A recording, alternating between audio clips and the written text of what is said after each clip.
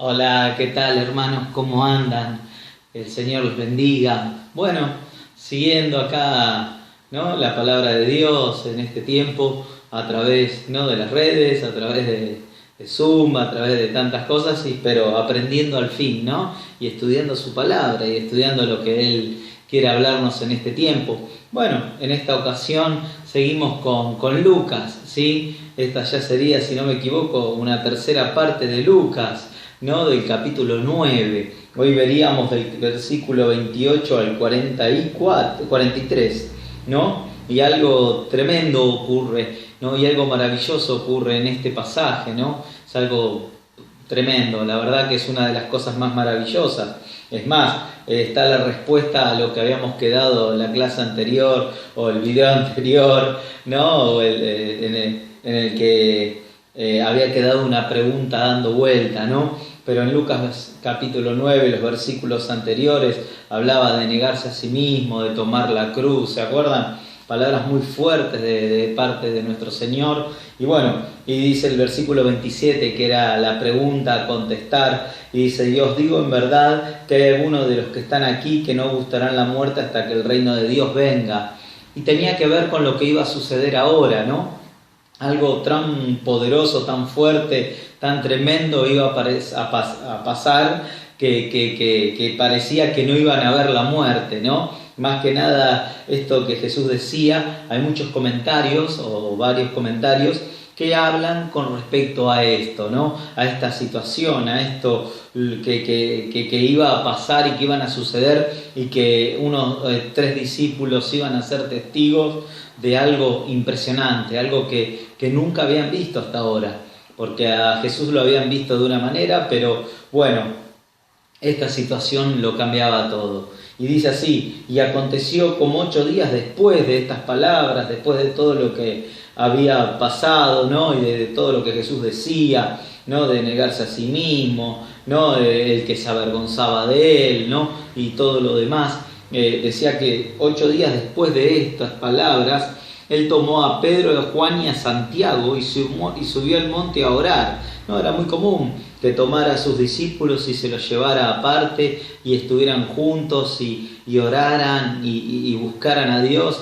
Y era una forma de enseñarles, ¿no? Era llevarlos para enseñarles lo que él hacía, ¿no? Cómo orar, cómo hablar con el Padre Celestial. Y dice: y entre tanto oraba, la apariencia de su rostro se hizo otra, y sus vestidos blancos y resplandecientes, ¿no? Una situación tremenda, la transfiguración se llama, ¿no? Ese momento en donde Jesús estaban orando y de repente lo que estaba dentro de él empieza a fluir de una manera diferente. O sea, ellos conocían a un Jesús de carne y hueso, que era 100% hombre, pero también era 100% Dios, ¿no? Y sin embargo nunca lo habían visto de esta manera, que su rostro brillara, que sus ropas brillaran, que todo lo que él era cambiara y que se mostrara tal cual él era, ¿no? Él era así era como se manifestaba, así era Jesús, ¿no? Lo que pasa es que ahora estaba limitado por un cuerpo, estaba limitado, ¿no?, por estar en la tierra, por cumplir la voluntad del Padre. Él tenía que venir a la tierra a cumplir, él decidió hacerlo así, pero en ese momento cuando él oraba, lo que él era, ¿sí?, toda la gloria que había en él se manifestó y se mostró de una manera impresionante, ¿no? Realmente ver esto es impresionante, ver que su rostro cambiaba, ver que sus vestidos eran blancos y resplandecientes, se transformó, ¿no?, y la gloria se haría de manifestar, ¿no? Así que era tremendo esto. Esto ocurrió, por lo que vemos en el relato, muchos tiempos, porque después siguen apareciendo cosas, ¿no? Y el versículo 30 dice: y aquí 2 varones que hablaban con él, los cuales eran Moisés y Elías, ¿no? Uno había muerto 1500 antes, Moisés,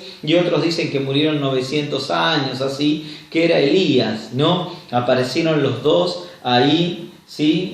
Dice: y aquí 2 varones que hablaban con él, los cuales eran Moisés y Elías, ¿no? Uno tenía que ver más que nada con con respecto a la ley, el otro con lo profético, ¿no? Y unidos en Jesús, ¿no? Mostrando que todo lo que Él era, se mostraba su gloria en eso, ¿no? Él estaba ahí hablando. ¿Y de qué hablaban, no? Dice que aparecieron en majestad y hablaban de su salida, la cual debía cumplir en Jerusalén. ¿Y cuál era la salida? Era entregar su vida, ¿no? El mensaje en el cual vinieron estos dos hombres de Dios, Moisés y Elías, era para hablar y para compartir y para charlar y para hablar de lo que iba a acontecer. Jesús ya sabía qué iba a acontecer, Él ya tenía clara su misión, Él sabía qué iba a pasar, cómo iba a suceder, qué era lo que tenía por delante, lo que iba a padecer, aunque una vez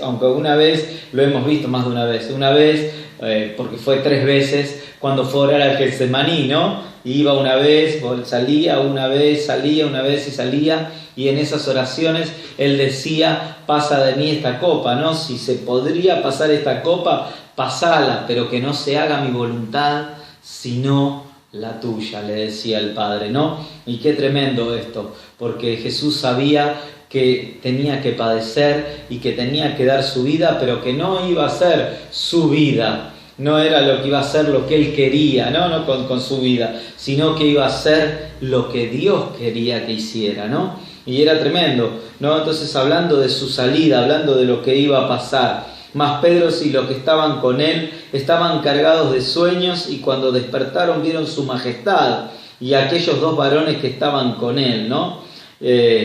Tremendo, ¿no? Ustedes imagínense, Pedro y los que estaban con él estaban ahí ya cargados de sueños, ya era la noche, ya había pasado mucho tiempo, y cuando abren los ojos ven eso, ven no solo a Jesús, el de siempre, que supuestamente de carne y hueso, lo ven lleno de gloria y majestad, sino que también ven a Moisés y a Elías, ¿no? Una imagen, algo maravilloso, y era tan glorioso lo que pasaba, ¿no? Que Pedro dice, en un momento dice, y aconteció, versículo 33, que apartándose ellos de él, Pedro le dice a Jesús: Maestro, bien es que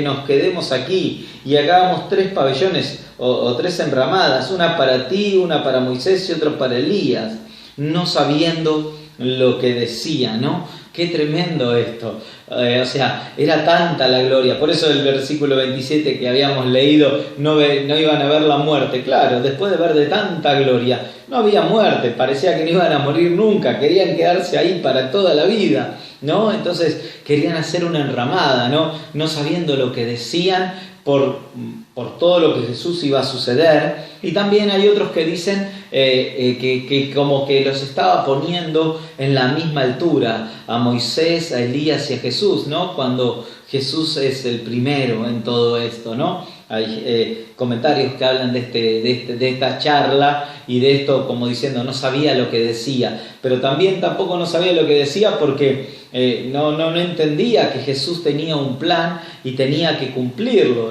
Como que los discípulos, en varios pasajes se ve que ellos no entendían lo que estaba pasando, lo que estaba ocurriendo, lo que estaba por suceder, sino que ellos solamente entendían palabras, ¿no? Y nada más, veían palabras, pero no entendían lo que Jesús quería hacer con ellos, ¿no? O lo que venía Jesús a hacer con ellos y con nosotros, ¿no? Que era venir a dar su vida. Muy bien, entonces dice que querían hacer unas enramadas, ¿no?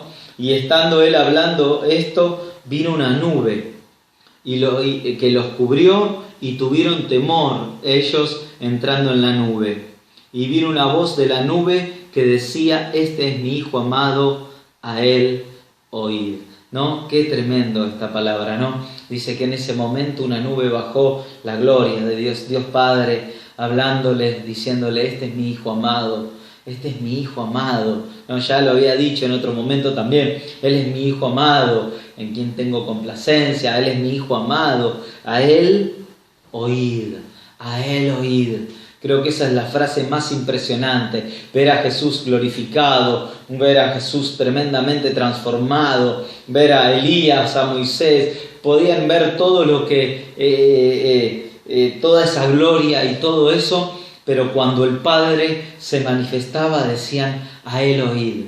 Y es a Él a quien tenemos que escuchar, y es a Él a quien tenemos que prestar atención, y es a Él a quien tenemos que en nuestra vida, más allá de las dificultades y los problemas y las situaciones que uno tiene que pasar y las situaciones que uno tiene que vivir y las situaciones que uno tiene que atravesar en la vida, pues tiene que escuchar a Jesús, a Él oír. No sé qué Él te dijo, no sé cuál es la situación que está pasando, pero Él sí te dice: todos los que estáis trabajados y cargados, venid a mí, todos los que estáis trabajados y cargados, que yo os haré descansar.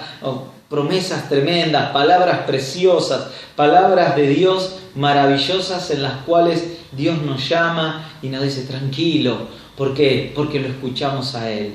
Él llevaba la carga, Él sabía que Él llevaba la carga y llevaba todo ese peso, ¿no?, que tenía que llevar adelante.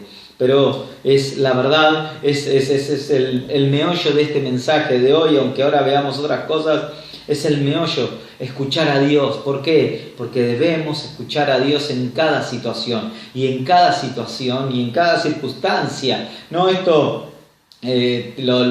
imagino a los discípulos queriéndose quedar por las enramadas y todo lo demás, quedarse para siempre, y uno hubiese querido quedarse para siempre en la gloria. A veces hay cultos, hay reuniones, a veces uno siente la presencia de Dios de tal manera que quisiera quedarse, ¿no?, ahí arriba en el monte orando y quedándose ahí arriba sin escuchar otras cosas, ¿no? Y pasada aquella voz, Jesús fue hallado solo y ellos callaron porque aquellos días no dijeron nada a nadie de lo que habían visto, ¿no? Era el momento de no decir nada, no tenían que compartir esto era una experiencia que ellos habían vivido. Pero como dije recién y les compartía, esto es buenísimo, era estar en la gloria, es escuchar a Jesús. ¿Pero para qué escuchar a Jesús? ¿Para qué escuchar a Dios? No solo en lo personal, no solo en cada uno de nosotros, no solo tenemos que escuchar a Jesús. ¿Qué pasó después? Miren los últimos 6 o 7 versículos que nos quedan. Y aconteció que al día siguiente, o sea que habían pasado toda la noche en este monte de la transfiguración, y dice que aconteció el día siguiente que apartándose de ellos del monte, gran compañía le salió al encuentro. Y he aquí un hombre de la multitud clamó diciendo: Maestro, te ruego que veas a mi hijo, que es el único que tengo. Y he aquí un espíritu lo toma y de repente da voces y le despedaza y le hace echar espuma, y apenas se aparta de él, quebrantándole. Y rogué a tus discípulos que les echasen fuera y no pudieron, ¿no? ¿Qué situación? Ellos bajaban del monte, ellos bajaban del cielo, de estar en las nubes, de estar con Jesús, y se encuentran con una situación, y se encuentran con una circunstancia, con un problema, con una realidad complicada. Un padre rogando por su hijo, porque una enfermedad estaba aquejándolo, estaba afectándolo. Y es más, dice que los discípulos que habían quedado abajo no podían hacer nada. Ya se los había traído a tus discípulos y ellos no pudieron hacer nada. O sea, no había manera, no había cambiado, no había sido liberado este muchacho. Y sí, de repente, ¿qué pasó? Y rogué a tus discípulos, dice el versículo 40, que les echase fuera y no pudieron, no entendían. No pudieron, ¿no? Acá la enfermedad a veces no es solo una enfermedad, sino a veces está puesta como un espíritu de enfermedad, ¿no? La enfermedad como espíritu, ¿no? Como que está enfermo. Sí, yo me puedo enfermar por andar descalzo y resfriarme, o puedo estar enfermo porque a veces un espíritu inmundo está detrás de todo eso, ¿no? Y entendemos que estás detrás de todo eso, ¿no? Detrás de toda enfermedad. Pero lo quisieron echar fuera porque estaba endemoniado, porque estaba manifestado, porque no estaba en sus cabales este muchacho, ¿no? Y no podía. ¿Por qué decía lo de la enfermedad? Porque muchos dicen que echaba espuma por la boca o se revolcaba, tenía que ver con una enfermedad más que con estar endemoniado, ¿no? Decían algunos comentarios. Pero bueno, digamos que esto fue porque un espíritu inmundo, ¿sí? Como acá dice la palabra, estaba atormentando a este muchacho. Y rogué a tus discípulos que le echaren fuera, y no pudieron. 41. Y respondió Jesús: oh generación infiel y perversa, ¿hasta cuándo tengo que estar con vosotros? Y os sufriré. Trae a tu hijo acá. Y como aún se acercaba, el demonio le derribó y le despedazó, dice. Mas Jesús increpó al espíritu inmundo y sanó al muchacho y se le devolvió a su padre. Tremendo. Primero estuvo en la gloria, Él se mostró como era. A veces estamos en el monte de la transfiguración, mucha gloria, mucha unción, pero ¿para qué? Para cuando bajemos, para cuando vayamos al llano, para cuando vayamos a todos los días, escuchemos a Dios también sanando y liberando a las personas, también predicando el Evangelio, también ocupándonos de los problemas y las dificultades que otros también tienen. A veces nos preocupamos mucho por nosotros, por lo que nos pasa, por lo que nos duele, por lo que tenemos, pero también Dios nos envía a que también ayudemos y también liberemos y sanemos, ¿sí?, a todos aquellos, como hizo con los discípulos, ¿no?, que mandó a los 12 de 2 en 2 a ir a distintos lugares. No, pero esto es tremendo, el poder de Jesús manifestado de tal manera que fue tremendo, ¿no? Y acá podemos decir lo mismo, a él él como en un momento que como que el Señor se enoja, ¿no? Dice: respondiendo generación infiel y perversa, ¿hasta cuándo tengo que estar con vosotros? O sea, tremendo, ¿no?, la palabra del Señor, como diciendo, no, todavía no aprendieron, no lo vieron, todavía no saben cómo, miren, como que no faltaba mucho tiempo, como no quedaba mucho tiempo, ¿no? También volver a las palabras del Padre, a Él oír y ver lo que hizo, ¿no? Y enseguida llamó al muchacho, increpó o echó fuera al espíritu inmundo y el muchacho fue sano, dice la palabra, y se lo devolvió a su padre. Tremendo, tremendo milagro. Y por último, hay un versículo que con esto termina y dice: y todos estaban atónitos de la grandeza de Dios y maravillándose todos de las cosas que hacía. Dijo a sus discípulos, bueno, otras cosas y lo demás que sigue, poned vosotros el oído. Y después de esto lo veremos tal vez en el video que viene, pero la realidad es que todos estaban atónitos de la grandeza de Dios y maravillándose todos de las cosas que hacía. Es así, mi hermano, nos debemos maravillar, ¿sí?, de las cosas que Dios hace y que hace hoy a través de nosotros, a través de sus hijos, a través de su pueblo, a través de su iglesia. Dios está haciendo milagros, Dios está haciendo obras grandes, poderosas, porque el mismo Jesús que se transfiguró allá arriba con ese poder y esa autoridad, aunque vuelvo a repetir, era 100% hombre y hacía tremendos milagros, también es 100% Dios y hace tremendos milagros.